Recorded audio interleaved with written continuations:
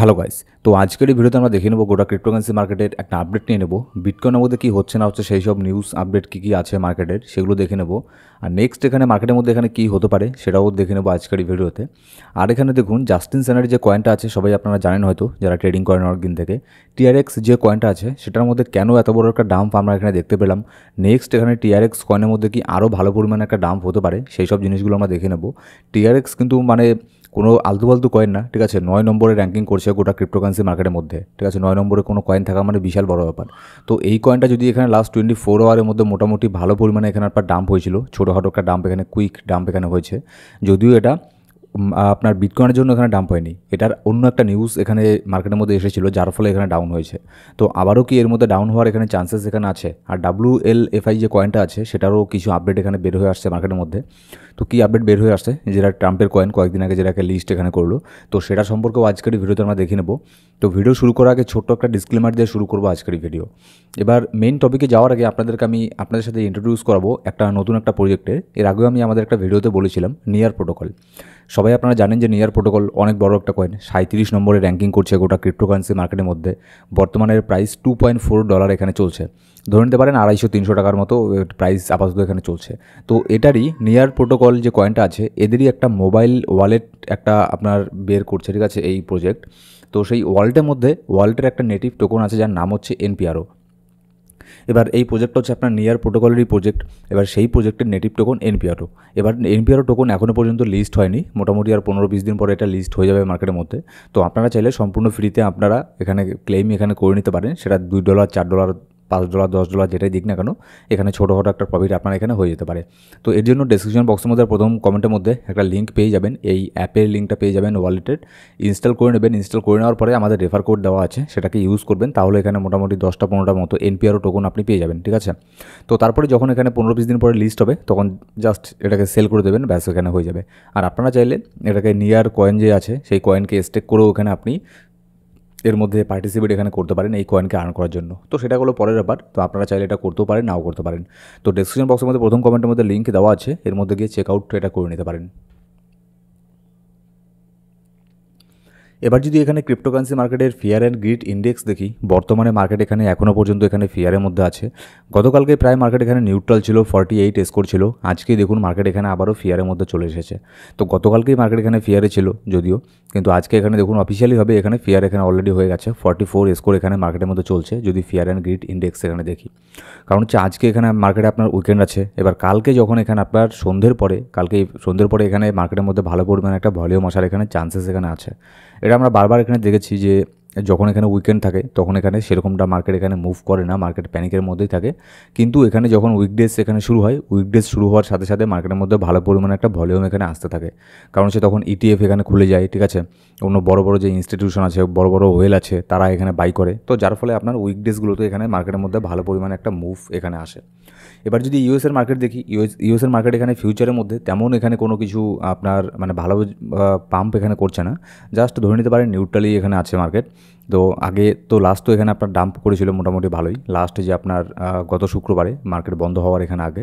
তো এখন আপাতত ওই সেরকমই আছে, না খুব একটা এখানে ডাম্প হচ্ছে না খুব একটা এখানে পাম্প হচ্ছে। এবার যার ফলে এখানে দেখুন আমাদের যে ক্রিপ্টো মার্কেট আছে, আপনাদের আমি গতকালকেও বলেছি যে এই দুদিন যেহেতু এখানে মার্কেটের মধ্যে উইকেন্ড এখানে থাকবে, মার্কেটে তেমন বড় ধরনের ভলিউম এখানে আসবে না। তো যার ফলে তেমন কোনো এখানে পাম্প হবে না। আর ডাম্প হওয়ার চান্সই এখানে যদিও বা এখানে বেশি ছিল। তো যাই হোক এখানে খুব একটা তেমন এখানে ডাম্প এখানে হয়নি।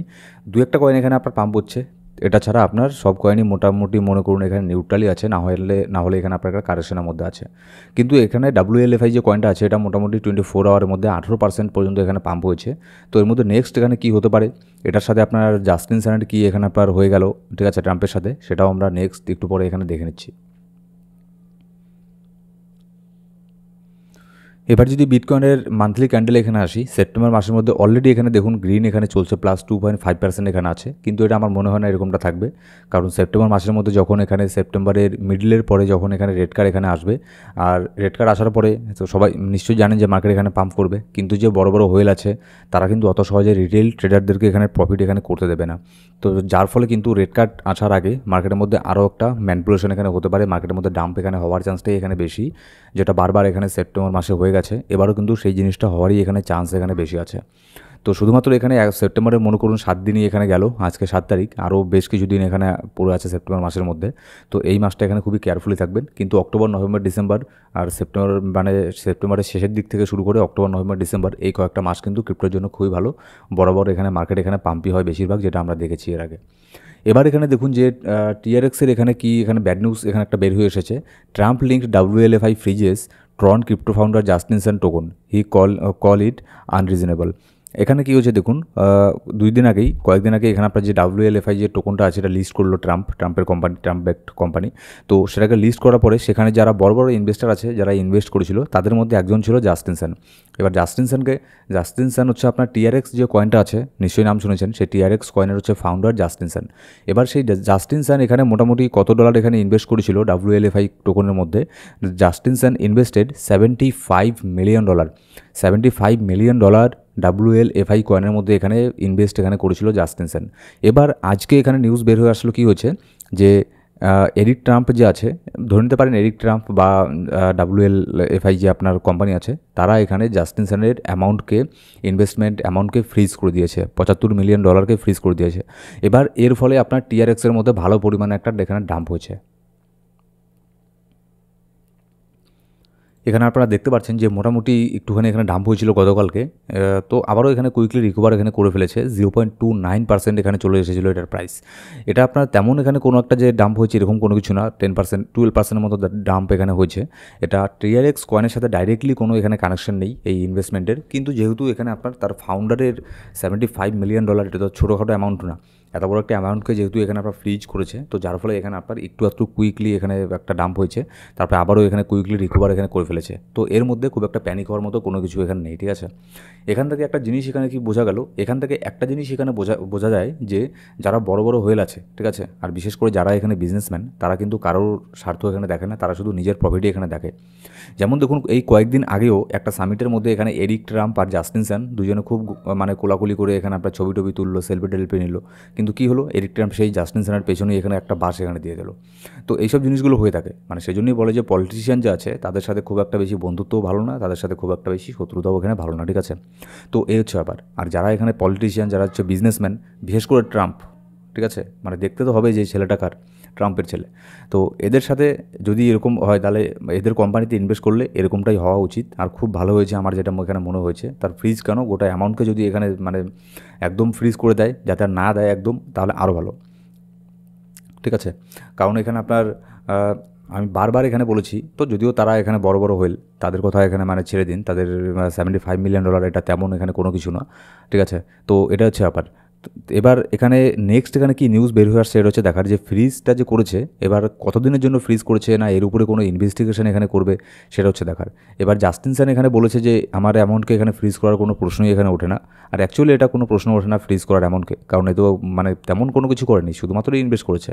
আরও যে 10টা হোয়েল আছে তারা যেরকম করে ইনভেস্ট করেছিল, জাস্টিনসনও সেরকম করে এখানে ইনভেস্ট করেছে। তো ফালতু এখানে তার এখানে আপনার যে অ্যামাউন্টটা আছে সেটাকে ফ্রিজ করে দিল। এবার কতদিনের জন্য ফ্রিজ করেছে, না সেটাকে দেবেই না সেই কয়েনকে, সেটা কি জানি, সেটা ট্রাম্পই জানে। আর মানে যেহেতু এখানে নামটা এখানে জড়িয়ে গেছে ট্রাম্পের, তাহলে বুঝতেই পারছেন যে কী হতে পারে না হতে পারে। আমার তো মনে হয় না যে এটা দেবে, এটা জাস্টিনসনের গেছে এটা বাস, ঠিক আছে। এবার যদি আমরা WLFI কয়েনটা দেখি, WLFI কয়েনের মধ্যে একটুখানি এখানে পাম্প হয়েছে, এটাকে আমি বলবো ডেড ক্যাট বাউন্স। যেরকমটা আমরা এর আগে ট্রাম্প কয়েনের মধ্যে দেখতে পেরেছিলাম, যে ট্রাম্প কয়েন মানে তলানিতে যাওয়ার আগে আরও একটা ছোটোখাটো একবার পাম্প হয়েছিল, তারপরে আবারও এখানে ডাউন হয়েছিল। সেম এই জিনিসটাই WLFI কয়েনের মধ্যে এখানে হচ্ছে, একটুখানি এখানে আপনার পাম্প হচ্ছে। এবার আমি তো এটাই বলবো, যদি আপনার কাছে এখানে এর মধ্যে এন্ট্রি নেওয়া থাকে, প্রফিট থাকলে প্রফিট বুক এখানে করে ফেলবেন। এটা একটা ডেড ক্যাট বাউন্স, এখান থেকে ডাউন হওয়ার চান্সই এখানে বেশি আছে। এটা 0.1 কিংবা 0.089 এই পর্যন্ত এটার প্রাইস এখানে চলে আসার সম্ভাবনা আছে কি, এটা আসারই চান্স এখানে বেশি। এবার যদি নেক্সট আমরা এখানে দেখে নিই যে বিটকয়েনের মধ্যে কী হচ্ছে, দেখুন আপাতত যেহেতু এখানে আপনার উইকেন্ড এখানে চলছে, বড় ধরনের কোনো ভলিউম এখানে মার্কেটের মধ্যে নেই, তো যার ফলে তেমন কোনো এখানে পাম্প এখানে বিটকয়েনের মধ্যে এখানে হচ্ছে না। যদিও বা ছোটোখাটো একটা $200-500 একটা পাম্প ডাম এইসব জিনিসগুলো এখানে হচ্ছে, তো এগুলো হয়েই থাকে, এখানে তেমন এখানে কোনো কিছু নেই। কিন্তু এই যে উপরের দিকে এখানে সব কিন্তু বিটকয়েনের জন্য এক একটা এখানে বড় বড় রেজিস্ট্যান্স এখানে ওয়েট করছে, যেমন হচ্ছে 100 daily moving average, 20 daily moving average, 50 daily moving average, এগুলো কিন্তু এক একটা কিন্তু আপনার বিটকয়েনের জন্য প্রত্যেকটা কিন্তু এক একটা রেজিস্ট্যান্স, ঠিক আছে। 20 ডেলি মুভিং এভারেজ যেমন $1,11,500 মধ্যে আছে। তারপর ঠিক একটুখানি উপরে এখানে $1,11,900 এর মধ্যে একটা 100 ডেলি মুভিং এভারেজ আছে। তারপরে 50 ডেলি মুভিং এভারেজ $1,15,000 এখানে আছে।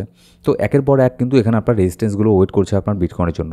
তো যার ফলে এখানে আপনার বিটকয়েন ওপরের দিকে পাম্প হতে গেলে মোটামুটি ভালো পরিমাণে একটা ভলিউমের এখানে প্রয়োজন আছে। আর যেটা সেই ভলিউম এখানে আপনার কালকে ছাড়া এখানে মার্কেটের মধ্যে এখানে আসবে না, কালকে সন্ধ্যের পরে। সো গাইস, এই ছিল আজকের ভিডিও ভালো লাগলে অবশ্যই একটা লাইক করবেন, আর কোনো সাবস্ক্রাইব না করে থাকলে সাবস্ক্রাইব করে বেল বাটন প্রেস করে অল সিলেক্ট করে রাখবেন প্রত্যেকটা ভিডিওর আপডেট সবার আগে পাওয়ার জন্য। Thank you so much guys.